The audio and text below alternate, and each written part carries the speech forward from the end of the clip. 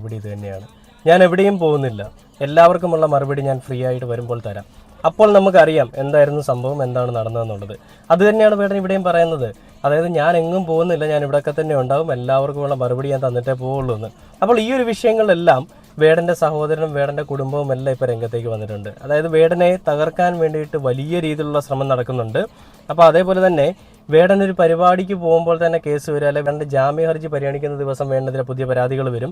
ഇതെല്ലാം ഒരു ഗൂഢാലോചനയുടെ ഭാഗമാണെന്ന് പറഞ്ഞുകൊണ്ടാണ് ഈ പറയുന്ന വേടൻ്റെ കുടുംബവും അതേപോലെ തന്നെ സഹോദരനും ഒക്കെ രംഗത്തേക്ക് വന്നിരിക്കുന്നത്. അപ്പോൾ ആ ഒരു വീഡിയോ നമുക്കത് കണ്ടു നോക്കിയിട്ട് അതിലവർ പറയുന്ന ഒരു കാര്യം, വേടനെ ക്രിമിനലായി ചിത്രീകരിച്ചുകൊണ്ട് വേണ്ട ഇല്ലാതാക്കാൻ വേണ്ടിയിട്ടുള്ള ശ്രമമാണ് നടക്കുന്നതാണ് എടുത്തു പറയുന്നത്. അപ്പോൾ വേണ്ട സഹോദരൻ എന്താണ് ഇതിനെപ്പറ്റി പറയാനുള്ളതെന്ന് നമുക്ക് മനോരമ ന്യൂസിൽ വന്നൊരു വാർത്തയുണ്ട്, അതേപോലെ തന്നെ 24 ന്യൂസിൽ വന്നിരിക്കുന്ന ഒരു വാർത്തയുണ്ട്. നമുക്ക് അതൊന്ന് കണ്ടു നോക്കിയിട്ട് ബാക്കി വീഡിയോയിലേക്ക് വരാം.